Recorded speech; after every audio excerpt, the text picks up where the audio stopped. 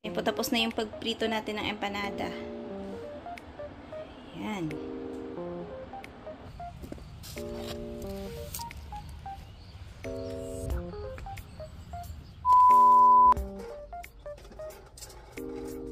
Linis muna tayo kasi ang daming alikabok. Grabe, oh.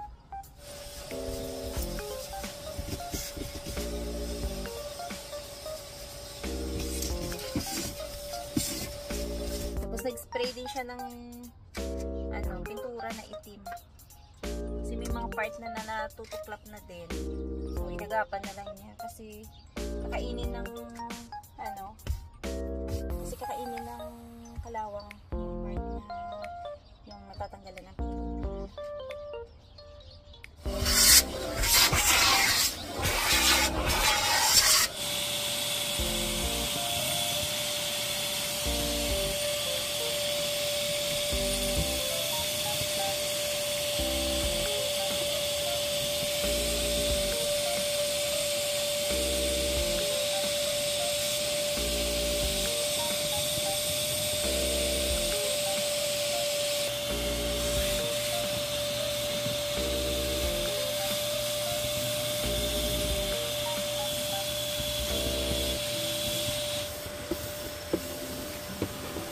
Dagdag-dagda.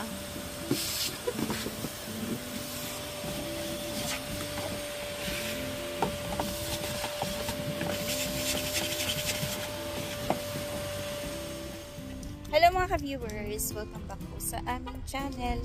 Kala ko layo ng pinarkingan namin. Dito lang pala. So nag-grocery lang po kami ng konti ni Dado. Kasi wala na kaming sabon, wala na kaming tissue. Ayan, dito na lang. Ayan. Happy weekend po sa lahat.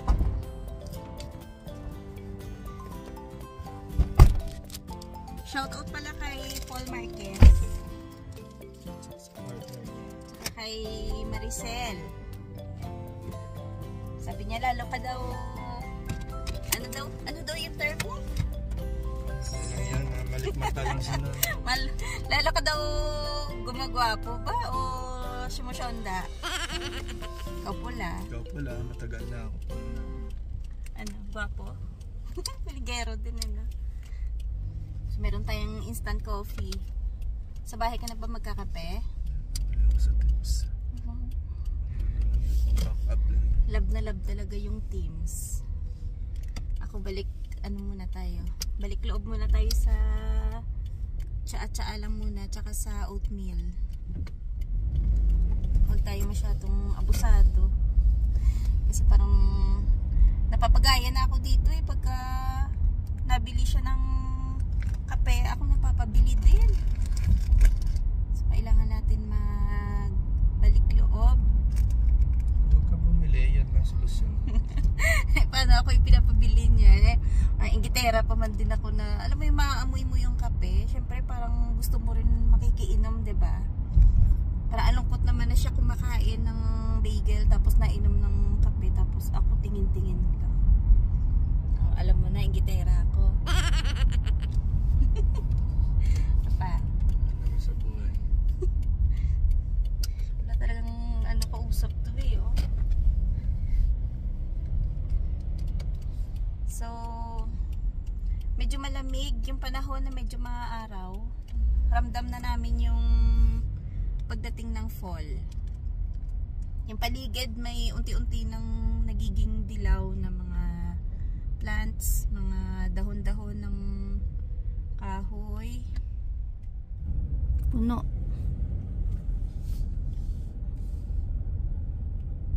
Sana din drop mo na lang ako.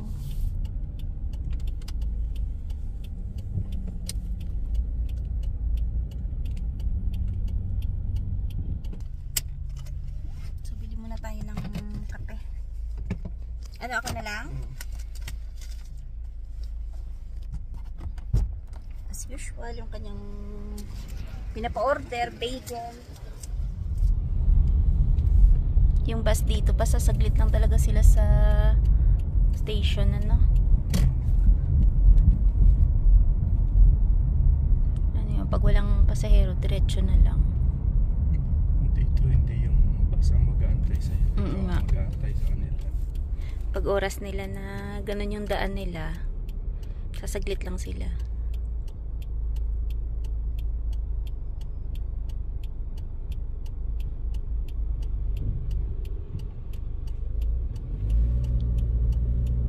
Dito kasi hindi mo maramdaman yung sobrang traffic talaga dito, no? Unlike sa yung nagpunta tayo ng Winnipeg, no? Pagkadaan mo sa main road talaga, ramdam mo yung traffic. Kagaya nito, alas 10, wala nga traffic. Sabagay hindi na siya rush hour. Ramdam mo mamaya medyo ma-traffic na pagka mga alas 5. Uwian ng mga nagtatrabaho. Ginawan ko lang po si Dadong ng pork empanada kasi nag-request para daw meron siyang pang merienda. So tinry ko to na medyo malalaki kasi yung nakaraan kong gawa medyo maliliit. So itry nating iprito kasi last time yung ginagawa ko binibake ko. Sana successful yung ating empanada. Yan. Medyo madilim yung ilaw ko.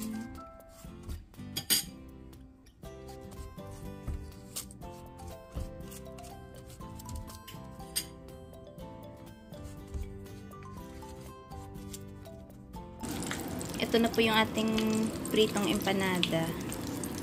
Ayan. Tapos yung luto na. Charan! Oh.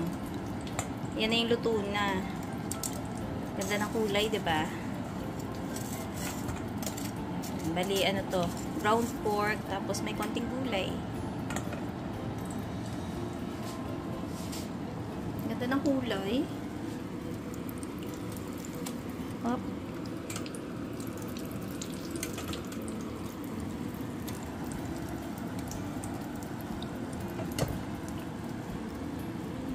Ayan po, tapos na yung pagprito natin ng empanada. Ayan.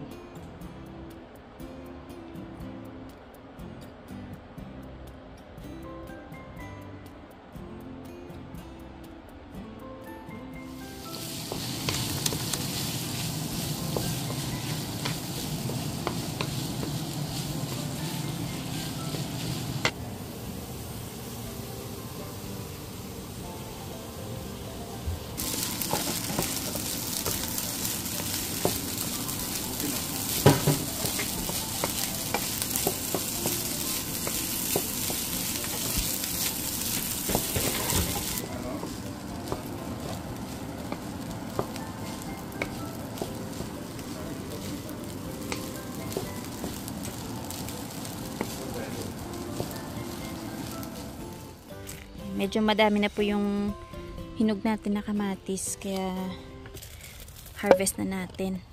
Baka ma-overripe. Ayan.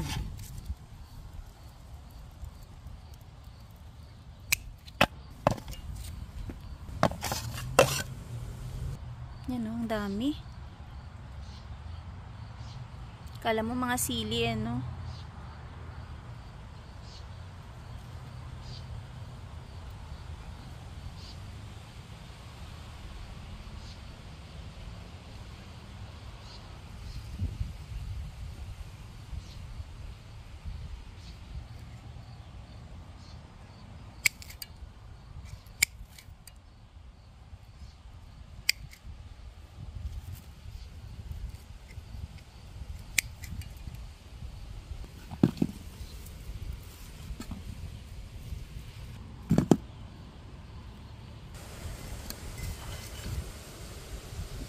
Dito naman tayo sa isang klase na naman ng kamatis. Yung isa medyo mahahaba. Diba ganyan siya, medyo mahahaba. Ito naman, parang cherry tomatoes pero medyo malalaki ng konti sa cherry tomatoes.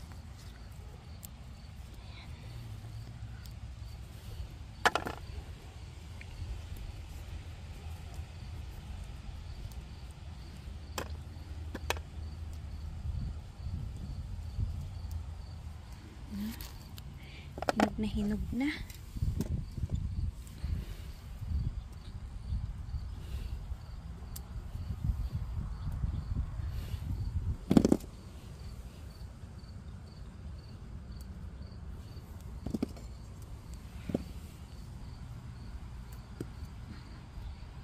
Nalaglag.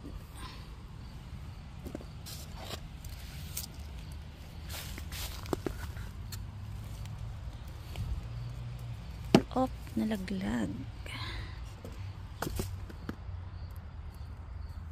Ayan, sobrang hinog na kasi. Ang dami oh. Meron pa dito, pa ilan-ilan. Ito, ibang klase naman to na kamatis. Ito yung nakaraan na mayroon siyang sira sa dulo. Pero nahinog naman.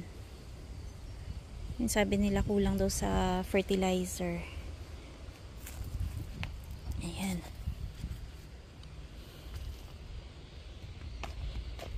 Dito naman tayo sa mga cherry tomatoes.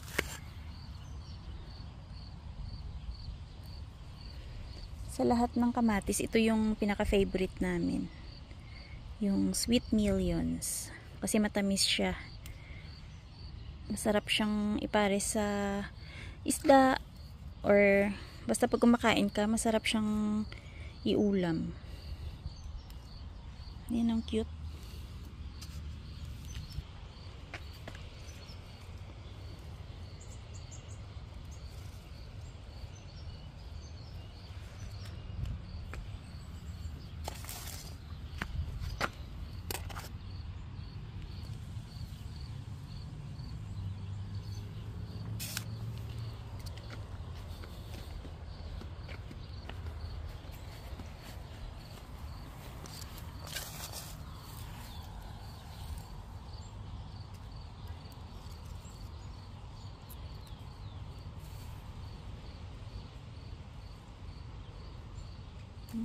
Hinog na.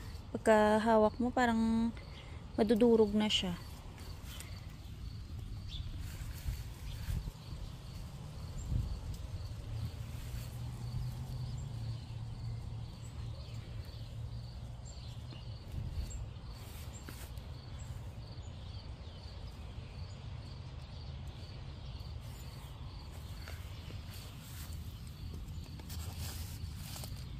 So, ayan. Ganyan kadami ngayon yung harvest natin. Dami. Ang ganda ng itsura, no? Fresh na fresh. Yung iba, hindi ko muna alisin kasi hindi pa naman ganun kahinog.